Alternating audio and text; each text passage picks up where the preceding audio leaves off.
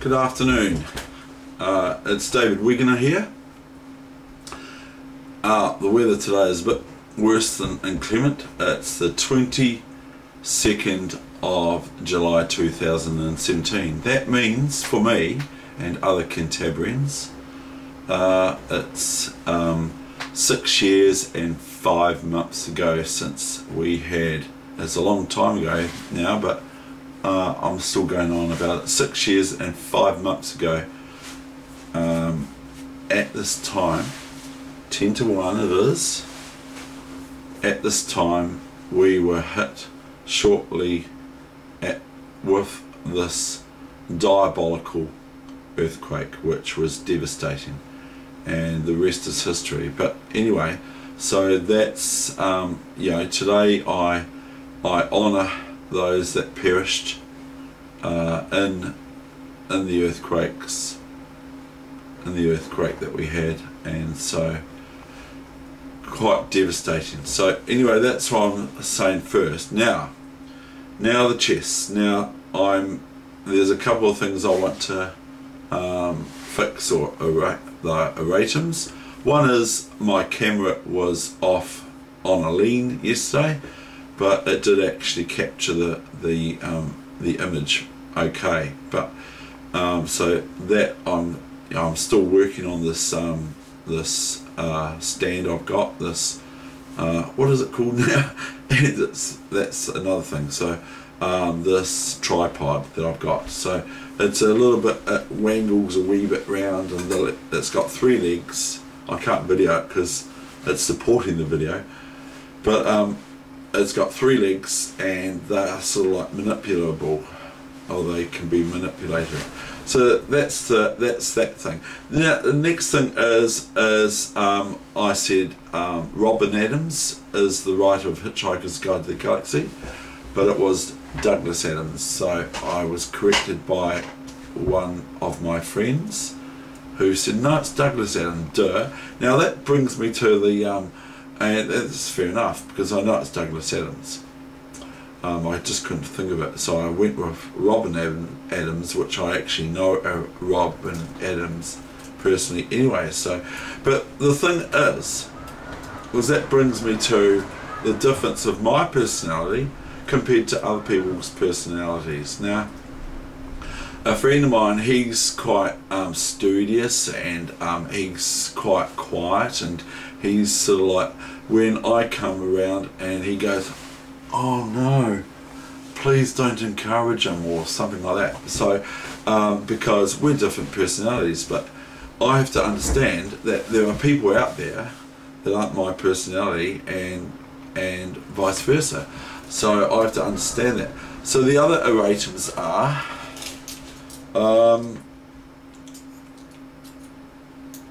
I can't even read that. I can. The camera was off center. It's Douglas Adams, not Robin Adams, and there's something else.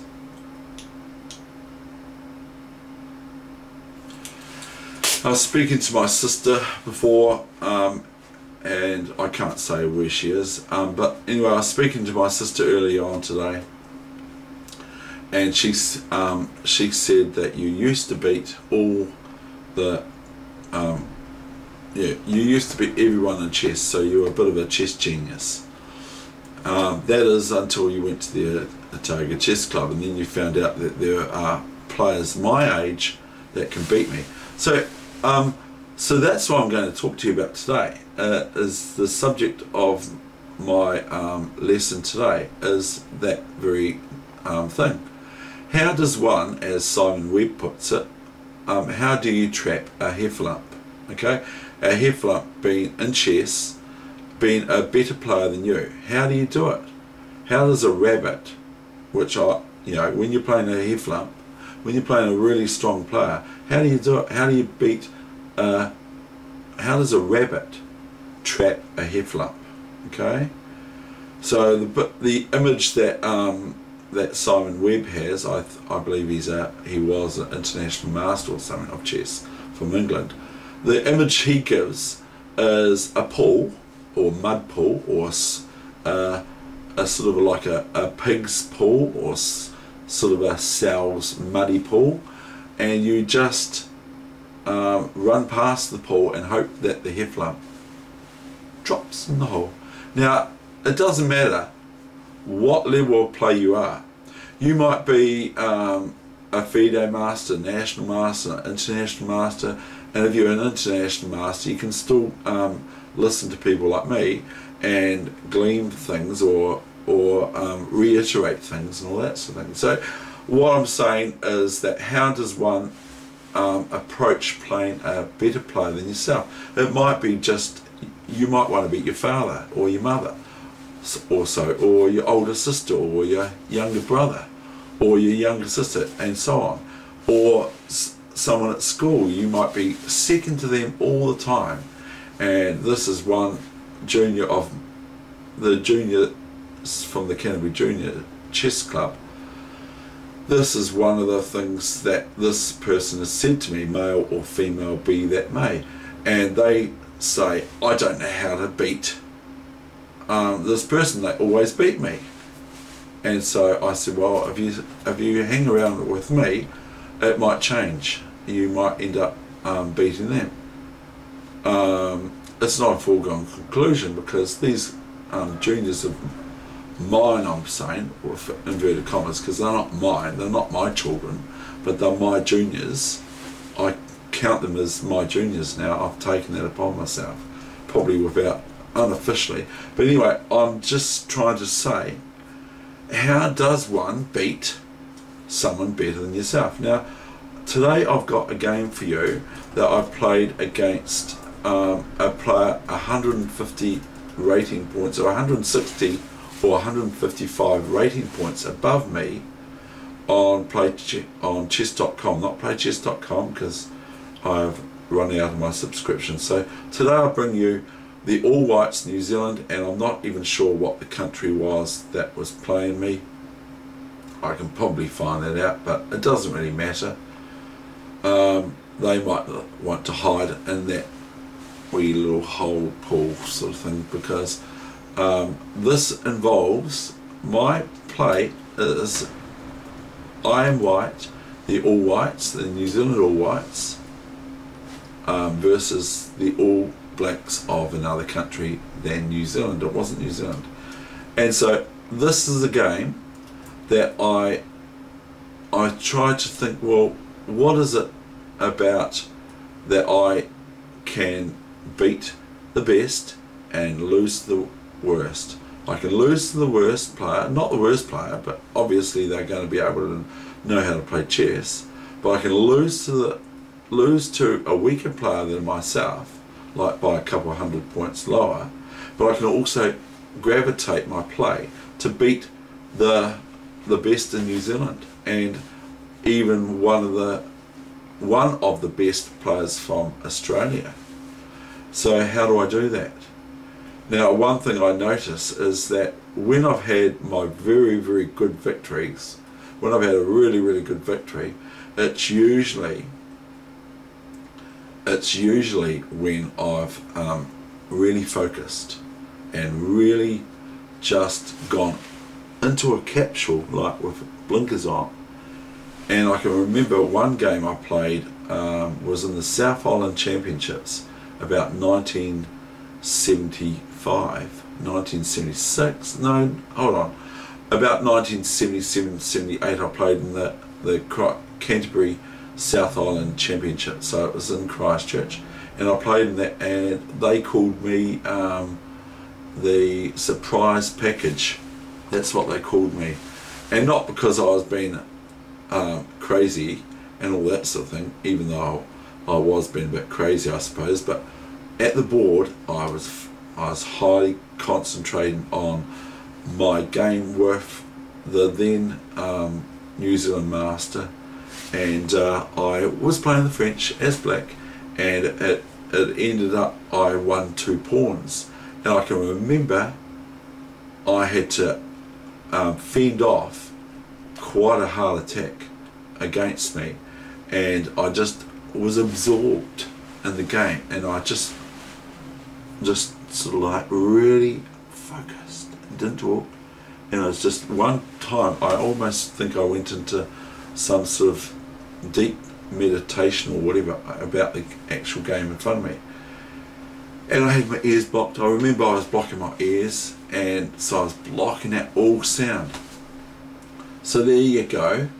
And it eventuated that we ended up that the stronger player than myself, about 10 years older than me or so, that player brought the game to a draw. But they were considering that was one of the greatest games. So that's one of the things I do. So I don't clown around, and I also play kind of, when I do that, I play methodically. Now the other danger is for my opponent is that I have got resourcefulness, and I know I'm talking a bit about things, but I'm talking about chess. So the other thing I find is I've got resourcefulness. So my opponent, one opponent I can remember, I almost put this person off chess after that because they were so annoyed. They were about 350 points, New Zealand rating points above me, or 250, 200 points above me. They were about 2230 and I was about 1850. And I beat this player. I was white, and my opponent was beating me. And so they kind of leaned back, okay? And they thought, oh yeah, no, I've got my young opponent, because this person the same, about 12 years older. This person was saying, oh yeah, I've got this player, it's all sorted, it's all fit. He was black, or she, but obviously we're talking a he here. He was black, and all of a sudden, my knights, they just started to cause havoc, like Gary Kasparov's knights. Not like I'm Gary Kasparov, obviously I'm not, because I'd probably be getting paid for this if I was Gary Kasparov. But what I noticed is that my knights just, all of a sudden, I went knight h7 against the black king, and then I had knight f6 or something like this, and I threw both my knights into the fray, into the black's position, and it just blew my opponent's position apart. And soon thereafter I checkmated my opponent, I believe, or else he resigned at the point of there's nothing you can do about checkmate. So that's what happened today too. My opponent, I did a finger drop in the French opening. I played knight bd2, knight bd2. So I played my knight from my queen's knight, or from b1 to d2, and I lost the pawn on d4, but it actually turned out quite well. So that's how some of, not to say that it's going to be a new opening, but that's how some openings have originated from accidental play. I can think of Alexander Alekhine, world champion Alexander Alekhine, one of my heroes. I can think of him, that he did a pawn drop or something like that, or he made an incorrect move and it turned out to be quite good, or something like that. I'm not completely sure if it was any good. But so I actually had this happen today, and my opponent won my d4 pawn, which is very, very good for black to do. But then the ensuing play after that was different. So anyway, that's my lecture for the day. I could just about leave it at that, but I do want to show you this game, and I do want to see what's up with my young friends, or my older friends, or whatever they are. But here is Dog, okay, from Foot Rock Flats. He's not my dog, but he is my soft toy dog, you know. Yeah, see, I'm trying to impersonate the dog, but I can't, because I can't bark. Anyway, I better get on with the chess, but one thing I've done today, real quickly, is this, okay? I've made a sun hat for myself. This isn't not my sun hat, but I've made a sun hat, okay? And it's just, I've got a fabric pen, so I can, or a laundry pen as it's called, so you can do this too. It's really, really easy. So you can personalise your own clothing. So I get something that I don't care about. This is a cricket hat I've got, which at the end of the day serves its purpose. It keeps the sun off my face. But anyway, I've got here DPW Creations, okay, and I've got a chessboard and a pawn and NZ in the square there, NZ, and I've got a pawn with a sort of like a makeshift lightning bolt there, okay. Then I've also got something I really like, is in New Zealand, in the sounds of New Zealand, okay, in the sounds, or in New Zealand's Marlborough Sounds, when you go fishing off your boat, if you've got a boat, if you've got a bit of a ketch or a yacht, you're not allowed to catch blue cod. So what did I do? I said to the person who told me that, a professional person obviously, I said, what are you meant to do? Are you meant to put are you meant to put a sign next to your fish hook to say blue cod need not apply? Now the other one I like is one I've put on this hat too, that I'm going to don obviously in summer. New Zealand, our legend or hero icon is Sir Edmund Hillary, and Australians icon legend can be Ned Kelly. And I say, well, I hear you say, well, what's the point about that? Well, my point is, ours is a Sir. So anyway, that's my chess hat. So I'm going to get on with the game now, without further ado, and we're going to see if Honeybee Bear or Teddy Honey Bear is about as well, or is he hiding? So I just turn my phone on to my email where my game is. I'll just check the game's there this time because it wasn't last time. And here we go.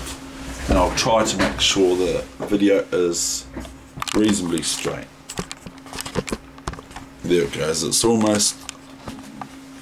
off now, isn't it? Already. So here we got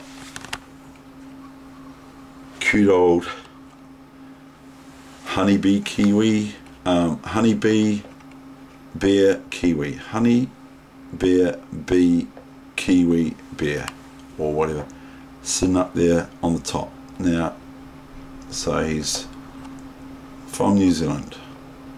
He's just my wee little friend. Yeah, I am.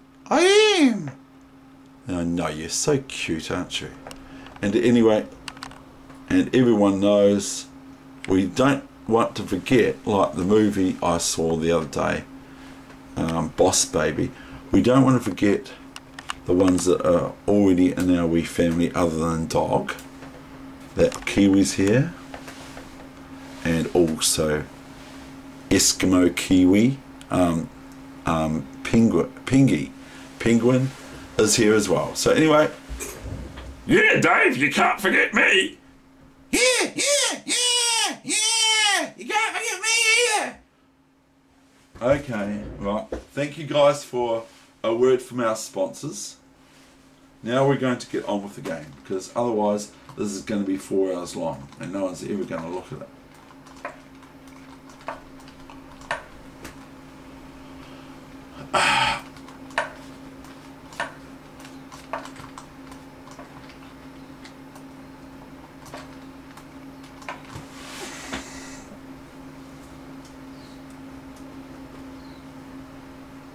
And that's what I say often, if you want to not listen to my yarns and all that sort of thing, then you just want to watch the chess, or you just want to watch Kiwi, or whatever you want to do, doesn't matter.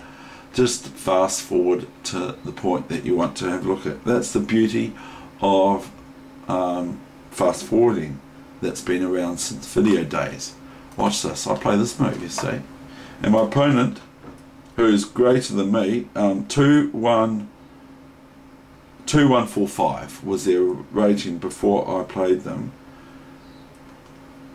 Played and took the pawn. Fair enough.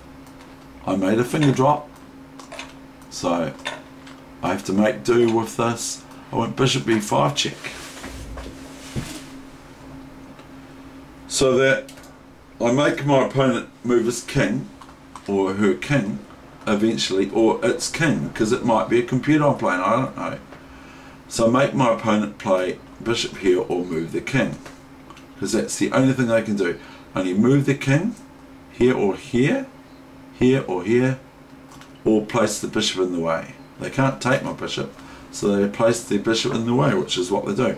So I get to take this and make them, I've developed my bishop and make them move their king, so they cannot castle, obviously. So that's, I've lost a pawn, but it might actually be not too bad. Now I play queen e2. Okay, now I'm defending this pawn, which is pretty important. Plus I'm threatening eventually to play this, or I might even be threatening to play this. Who knows? I don't know. I haven't figured out what my next move is yet. But I've gone queen e2, and then my opponent's gone bishop b4. Okay.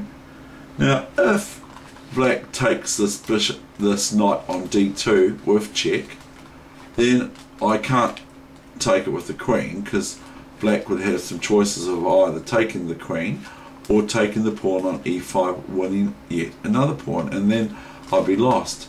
So white is threatened with, now I thought in my head, oh, could I have done this afterwards when I was doing this, when I was doing the game? I was thinking, can I do something like this?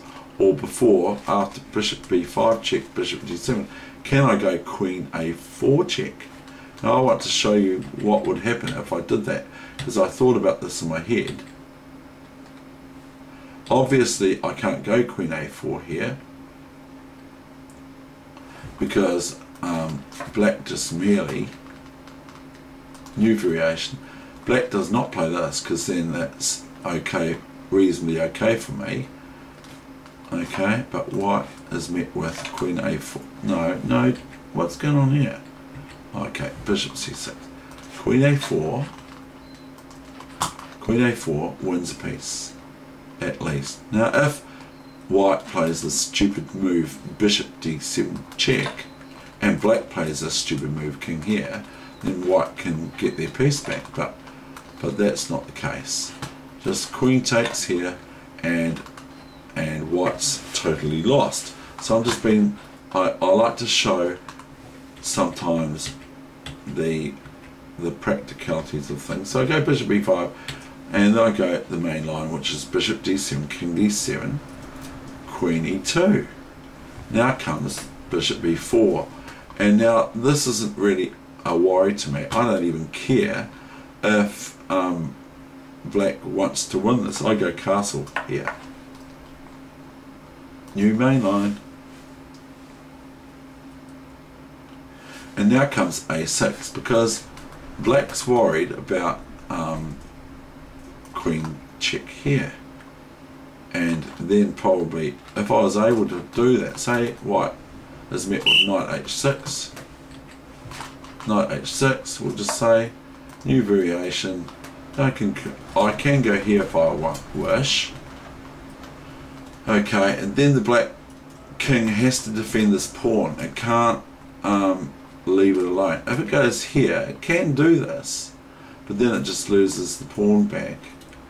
But I have got, and because black's attacking this knight twice, I can play queen takes pawn here first, so that if bishop d2, I can either ignore it or just and play queen a8 and queen h8 if I like, or I can just take it, and then white would not be met by this, most likely, because this is very, very embarrassing for black's position, because the king can't go up here to keep defense of the rook, and if it goes here, it's queen takes, king here, queen here, king here or here, and here is checkmate. Checkmate. Okay, so that would be no good for black. So black would have to play in this situation rook c7. Okay, new variation, we're not playing the main thing, and that's terrible, isn't it? Because of queen c7, king e8, queen d8. Or depending on how you feel, like you might want to wriggle the king around a bit by going this sort of thing, you know, new variation. We're not playing the main thing, and we could even go here, it doesn't matter, queen takes, and white's 100 rooks up, well, whole rook and exchange up. So that's not what happened, but that's what maybe someone weaker might play like, but not this sort of player who's a bit of a heffalump comparative to me.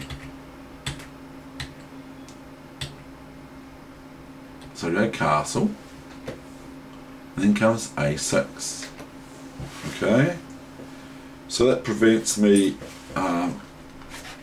realistically playing queen here and probably knight here, because the king would generally defend this pawn, which is pretty important to their position. Whereas white would have knight f3 and bishop e3, and thereby, and rooks can come over. So I might have stumbled across something that I might have played a long time ago. Just this might be the line I gave. I used to give my junior, my same age friend in Dunedin, a Target Chess Club, I used to give him my D pawn in the French when he would play the French against me as black, and I used to always, when we were playing Lightning together, give him my D4 pawn for piece development and piece mobility and open lines and all that sort of thing. Well, I consider, I'll just have a look what the engine says. I'll see what the engine says about white's position. The engine is, even though I'm a pawn down, the engine gives me, the engine is giving a rating for my game at 39, and it says this for the move for white, rook d1, but that's not what I played. Now I'm actually looking at what I think I played knight f3, and I think I'm looking now at this move.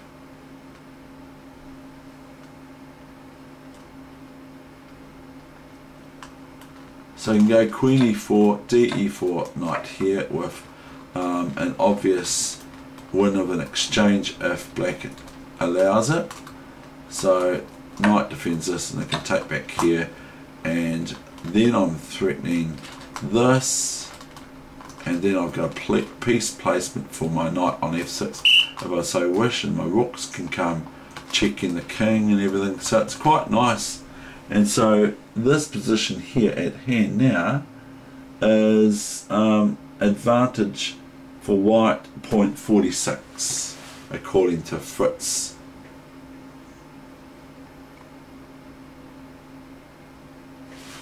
So we go back, and I have to turn the machine off.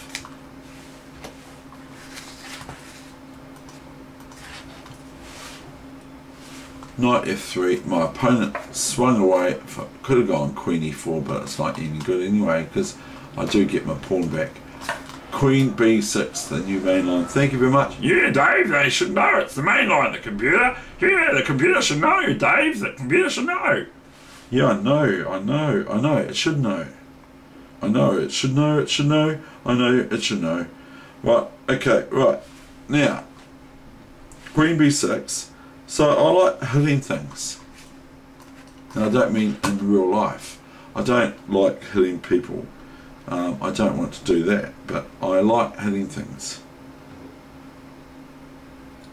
biffing things, and getting people out of players out of my space and all that sort of thing, not to come here.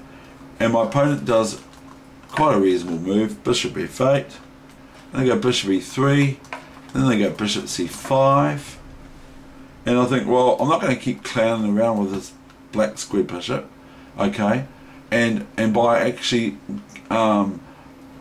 swapping off bishops, I know it sounds a bit odd from what else I've said, but I know that I'm going to get some hits again on the queen, and I've got this move here too, which can be a little bit of a worry for black. So I think instead of moving my bishop here, which would mean I've got a pretty strong square on, I've got a pretty strong pawn on e5 because it's protected 3 times and it's kind of a bastion, and this is actually my worst bishop. Then this is black's better bishop, but I'm a pawn down. But I play bishop c5, queen c5, and now black, even though we've got no bishops, this is possibility, maybe, but probably not easily, a position for a piece. I might be able to get a piece in there. If I go here and here and here, and take this pawn, then I've got a placement for my piece here, haven't I? And black has to wriggle to get me to take it off, or to swap it by knight here and here, or knight here and here. Black does. So then I go knight f5, if you see what I'm saying, and then pawn f5, ef5, and then white's got this, black's got this isolated d pawn and doubled f pawns, you see. So I'm just talking outside of the hole that I'm talking about. I'm just talking about outside of the square sort of thing.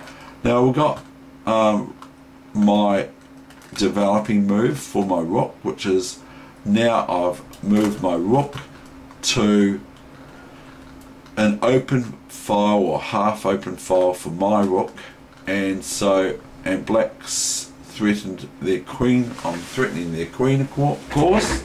They could play queen here,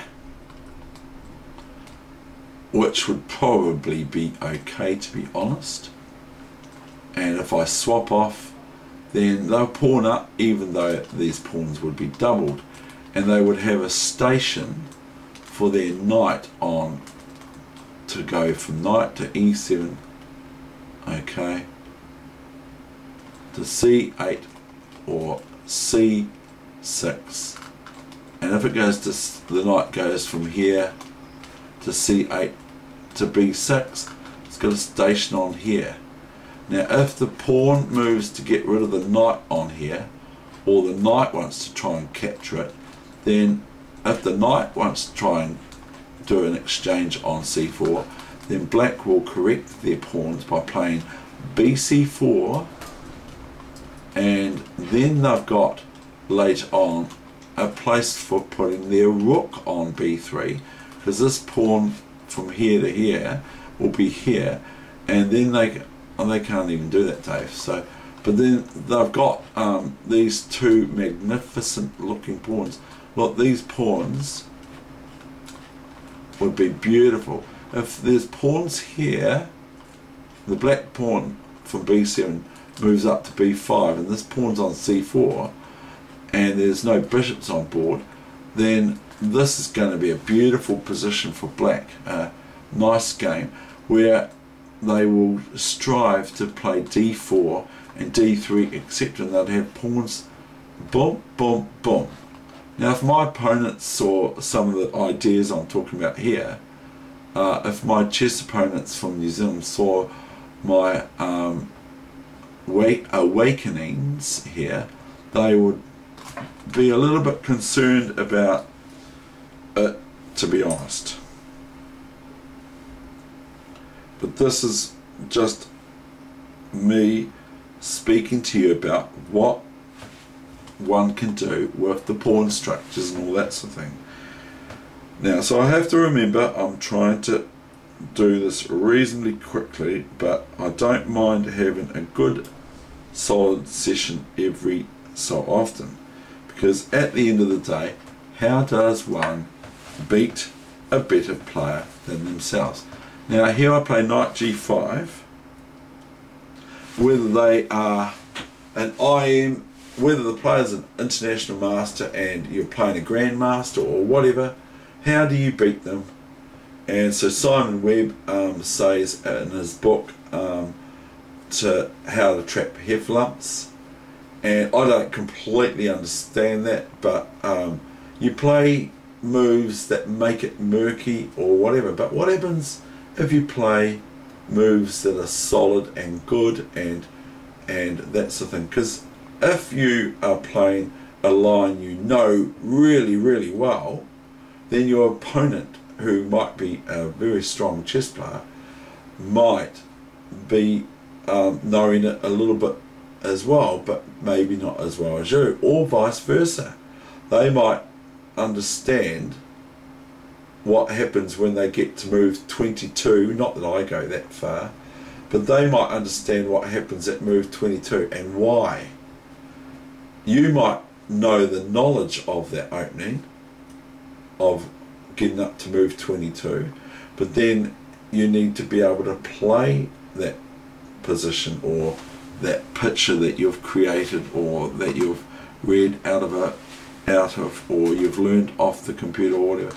You still need to know what to do next, and it might be that you get to a situation where you've got a better position but you don't know how to win it.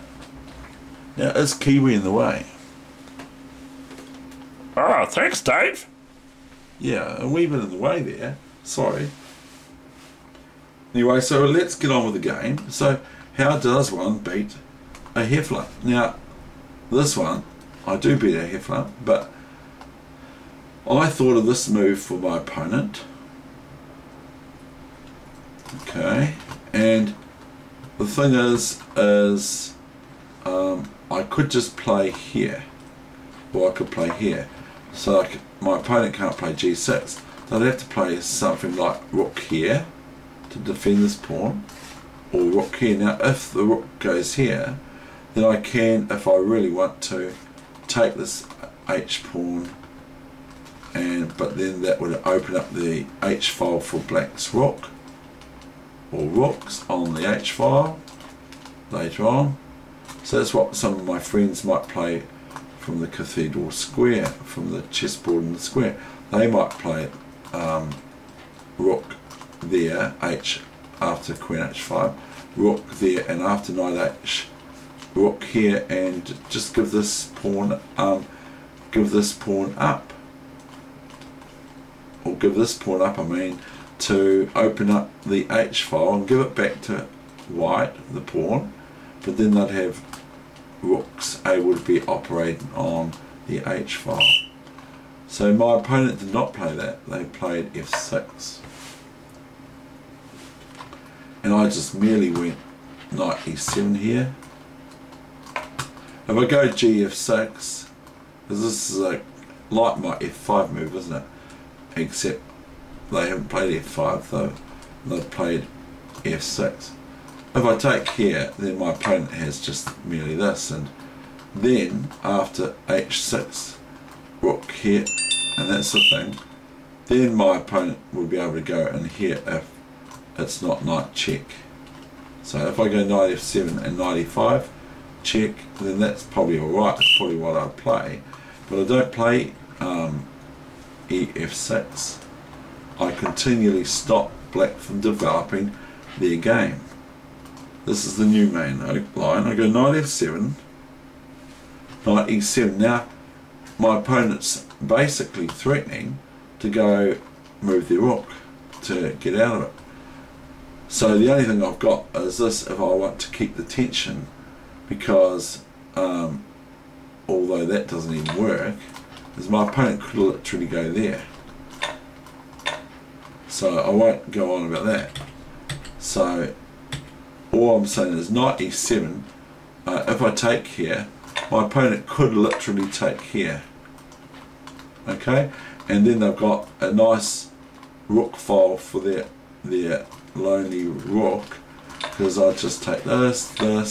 Now I wonder what the engine says about this, because black has got a knight and a rook and a queen, of course, to operate down the G file. I wouldn't swap it like the computer's suggesting. The computer's suggesting rook h to c8. Okay, but I wouldn't suggest that. But it says white's position is 1.80 in their favour. Decisive advantage, it reports. So here I go, knight f7 h8, new main line, and now we will just see what the computer gives that. Rook h8, and then it says my position is decisive, even though I've got one less pawn, I've got the exchange up. It reports decisive advantage for white, and that is set at 1.81 according to Fritz 11. I'll turn the engine off. I could leave it on, but I just think that all these arrows everywhere excuse me, I just think that all these arrows everywhere are confusing. I now go ef6, gf6, nothing fancy happens here. A wee bit, but not much. gf6, rook fe1, I might as well use the rooks, so the queen's not going to depart from here, is it? Because if it does, I'll just go queen e6, check, okay, and either king here or king here is checkmate the next move. I don't really want to show you the checkmate, but I will. Der checkmate, Vosper, schrecklich.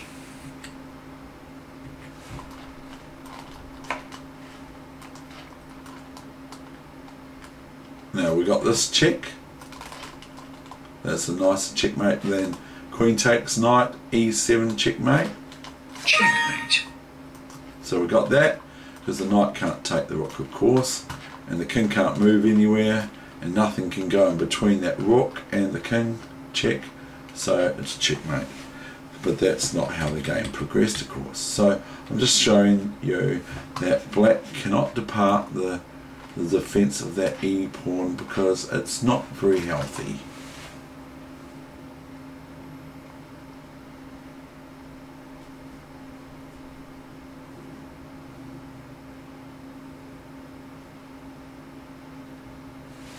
Now came the reasonable. Now this night I thought, David, I started to say to myself, David, watch out for knight forks. So if I put my rook here, then there's a knight fork, isn't there? And all of a sudden my better position, I will now see what the engine says about this, is now it's only an upper hand. Oh, because we got this move. I love what the computer sees compared to me, and I mean obviously now knight takes here is alright still, but not great. And the computer's going haywire at 6.64 for king d6, and if king e8 it's going absolutely ballistics at black because of queen c8 also check, winning the rook, and then the knights, the lonely knight herd. So king d6 is 6.95 ish, 6.91. So that's what the computer reports. So I'm just explaining to you that I said to myself, this knight is out and about, looking for knight forks and all that sort of thing like that. So as soon as black presented their knight to f5, I started talking to myself, not literally, But I started saying to myself, in my mind, do not fall, watch out for knight forks. A knight fork would be here if the queen wasn't defending that square. This would be a knight fork, of course, plus the queen would be on this line too, because this would be attacking my f pawn too. If the queen was having a picnic somewhere over here, then this would be a knight d3 fork. So I thought to myself, I better be careful not to fall for a knight fork, because then I should probably give up chess. Because sometimes I ask myself, can I actually play chess? When I play these sorts of games, I think I'm not too bad, and I play it pretty well. I actually watch out for new mainline. Thank you. Yeah, Dave, the computer should know by now the mainline. Yeah.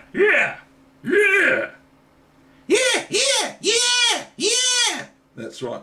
Now we're not going to clown around too much, guys, because we have to show this game. Otherwise, the people that are serious players are going to get annoyed with us or with me, and they're probably going to give up watching. But this is cool.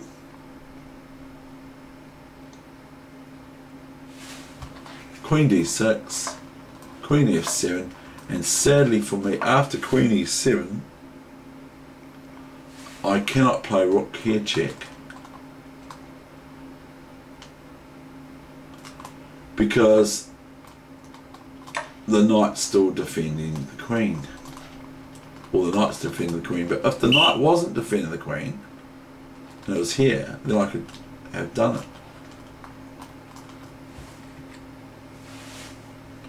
So after Queen e7, I just sort of thought, okay, fine, I'll get out of here. There's a train coming. I don't really want to cancel. I do not want to really, I could take this if it was possible. If this was the bishop, say for instance this is a bishop here, if this was a bishop on h3 or g4, even f5, I could go bishop e6 check. And then if I had a white squared bishop along here, black has this move here, king d6, or that of king d8, can't move anywhere else. The queen can't take the bishop check because the queen's preventing that, because it's check to the black king. So if I had a white squared bishop on here, I could just take that and I'd take it in a flash, usually. So we've got this move here, Queen h5, which is the new main line, okay?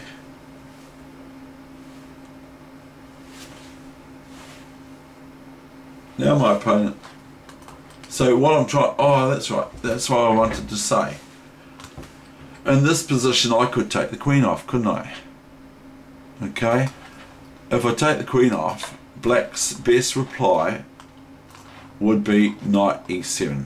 Not that of king e7, it'd be alright still, but then I start to get in with my rook and I get to win this pawn and so forth, and make sure that these two rooks aren't in a square where they can be attacked by a knight, the enemy knight, because they could be forked quite easily. So you can hear the wind out there.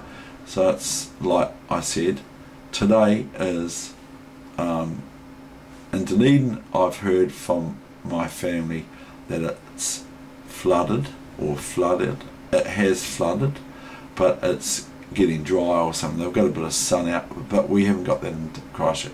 Anyway, rook c7 would be the response. But the thing is that if I take the queen, my opponent, being who they were, would probably have played this. Now they've got actually quite good play here, because, why do I say that? Because they've got this and this pawn, and then this pawn can start to really be a hassle to my position, because this is a passed d pawn. So that would not be a good idea for me to take the queen, even though I mean, I could have a look at what the position is after this for the engine, and then I'll stop doing the engine. It still says that white is got an upper hand now, not a decisive advantage. So I might just look at 2 moves. Now what does it say for me to do? It actually says for me to play Queen E7, and my line Queen H5, it gives us equal. I don't know why, because I don't believe that. So anyway, I'll just go Queen H5.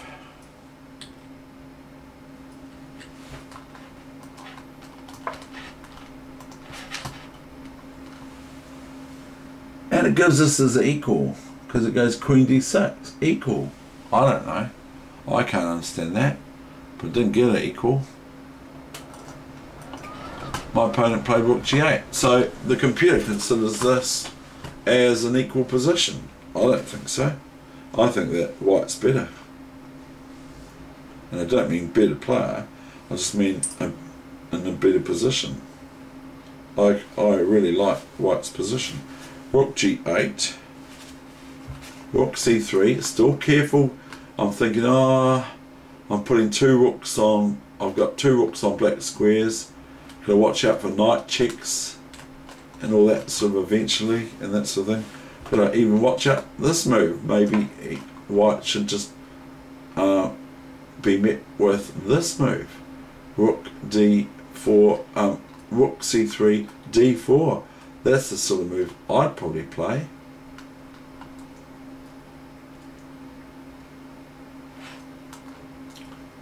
White has this. It looks stupid, but white has this.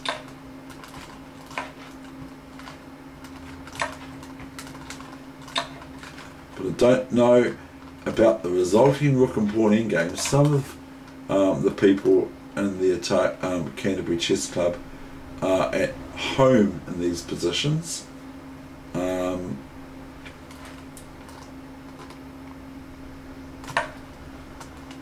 Now I can't get behind the pawn, which is my primo square.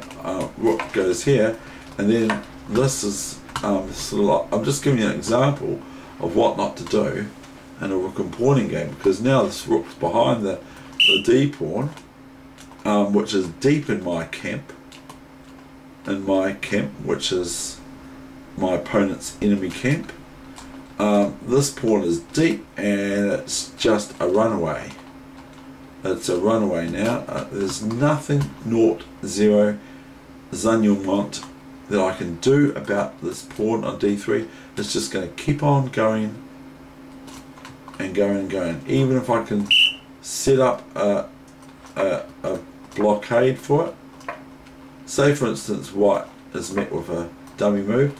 Now the only thing I've got here, if it's black's move to play something sensible now, is rook here, because otherwise I'm going to meet Queen D1 checkmate because of the pawn on E4. So that is an easy checkmate, Queen D1 checkmate. Okay, so Rook D3 is the only move, and this is the finish.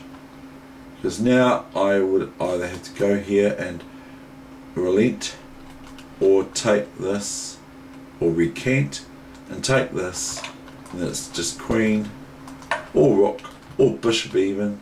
It's still one game for black. Or knight, because the knight gets one of these pawns, and so forth. So, but that's not what we're doing, and that's just not playing seriously, because here, after this move, white has king f1, new variation, f d2, king here, f rook here to defend. I can't defend the square with my rook, so I have to go back to king d1 and blockade this pawn. Thereby I could think about playing moves like this, all this, and this, and like that kind of thing, and that's probably what I would do. But anyway, I'm being informative in this in this, and I've tried to stick to chess generally the whole time, apart from saying some things about the weather or whatever.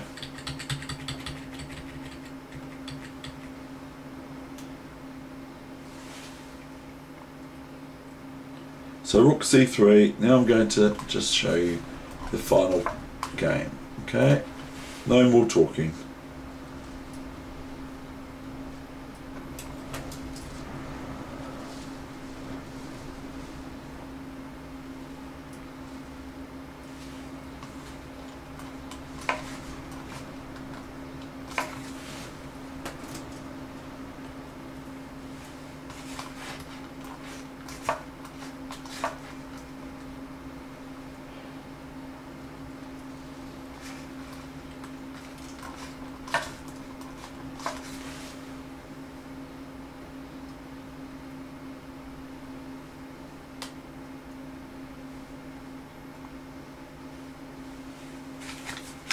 Except for this wee point, I'm going to say my opponent used quite a bit of their 5 minutes on this move here.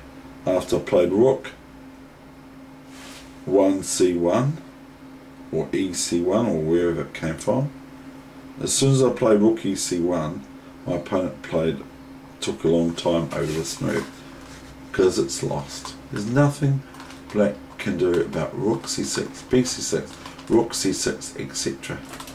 And I don't want to show what there is. Notice that if d4, I can just go queen d4. So my opponent went queen d6. It's almost tantamount to resignation. Rook c6, bc6. Now no more talking, Dave.